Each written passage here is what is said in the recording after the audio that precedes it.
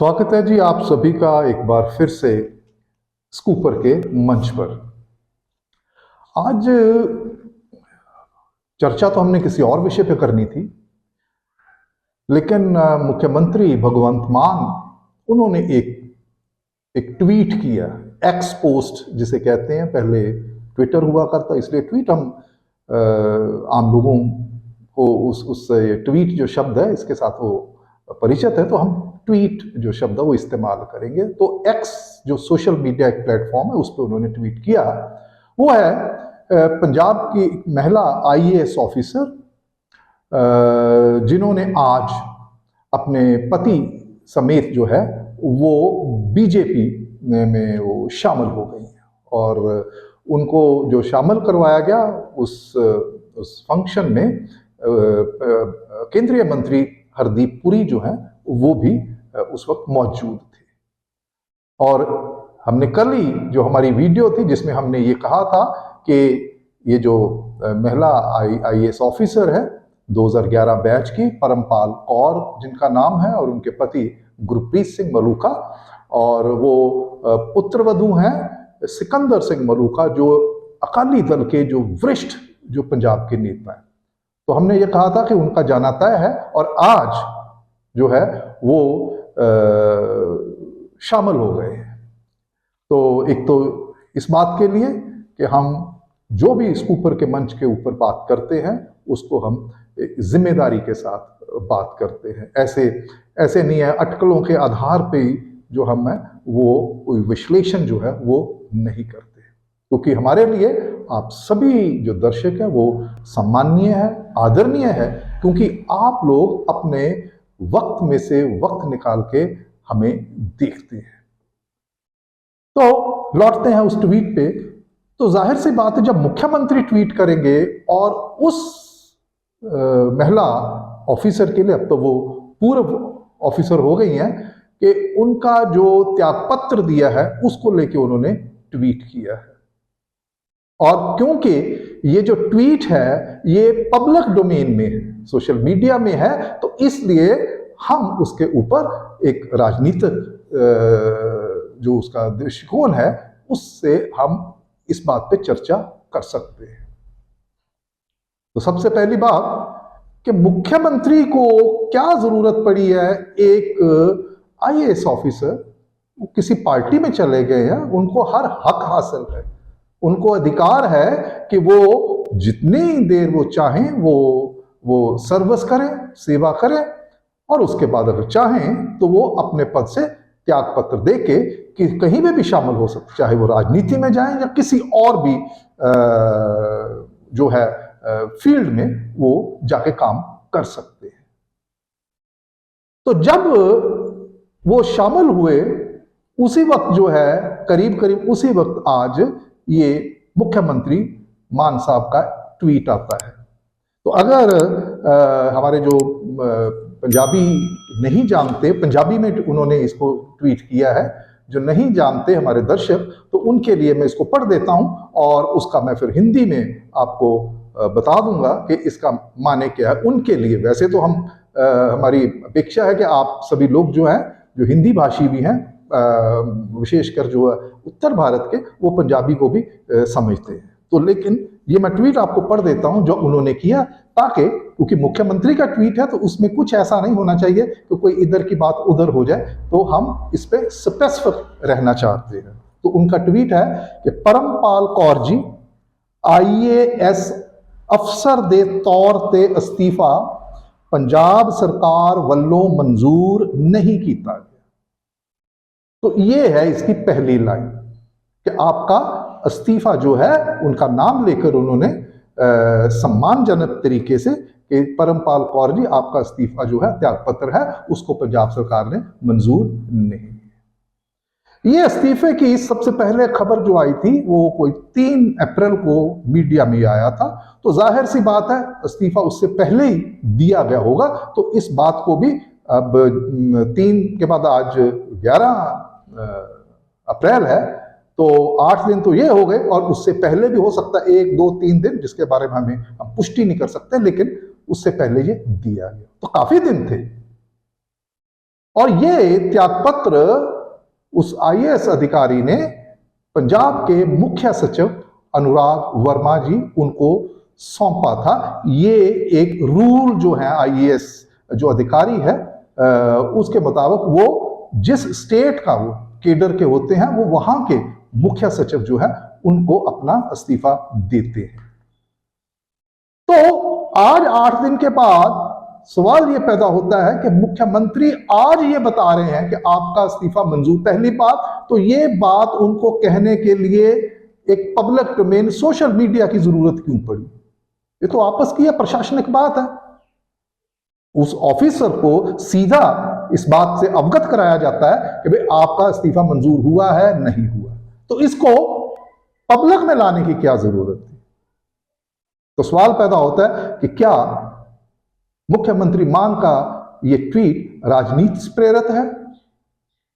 Number 2, क्या इतने दिनों से अगर इस्तीफा है तो जो बात अगली उन्होंने कही है, इसमें पंजाबी में पढ़ता हूं, वो कहा उन्होंने कि बीबा जी जिन्नी काली आईएएस बनन दी सी छड्डण वास्ते कोई तौर तरीके ने।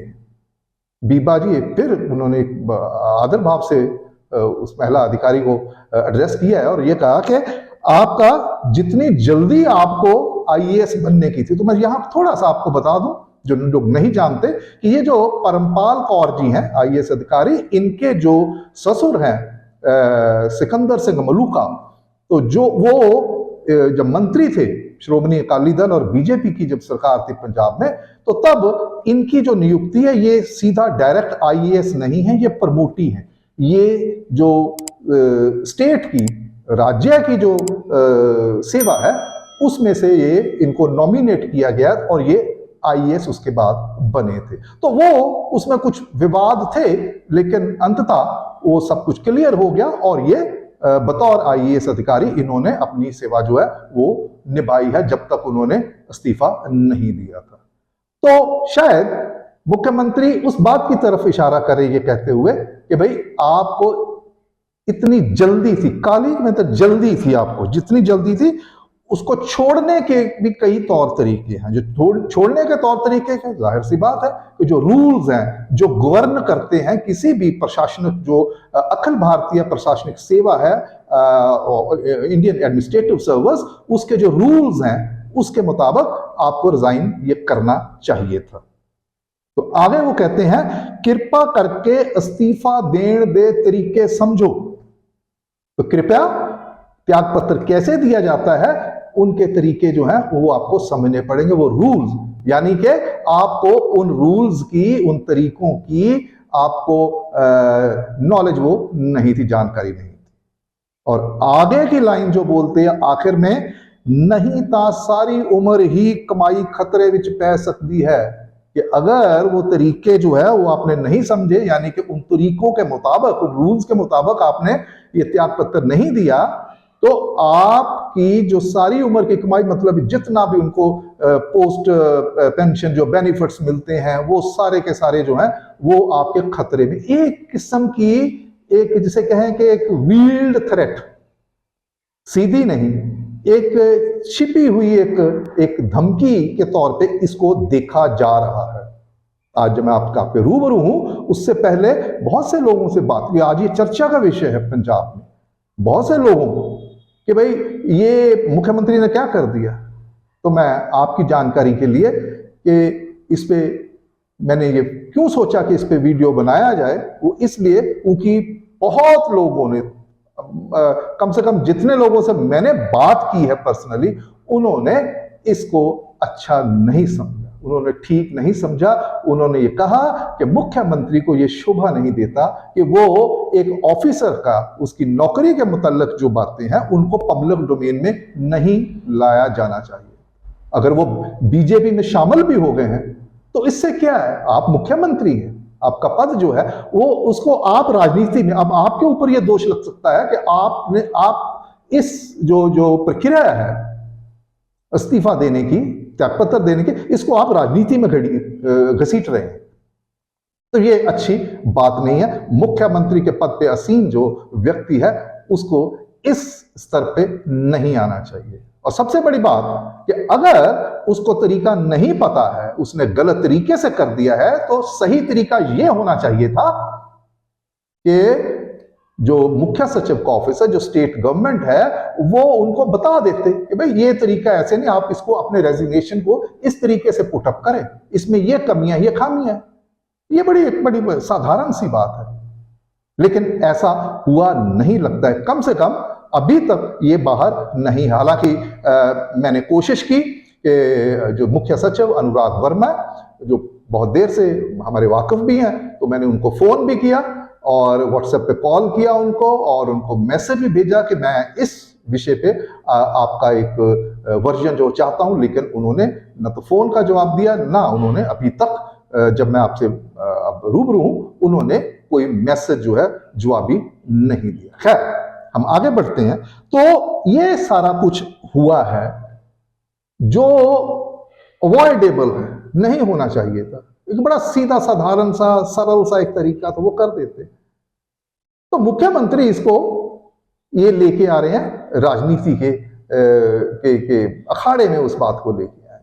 तो लगता ऐसा है कि इस परिवार का, उस महिला और उनके पति, उनका बीजेपी में शामिल होना, ये मुख्यमंत्री शायद राजनीतिक दृष्टि से देखे तो वो सहज महसूस नहीं करते।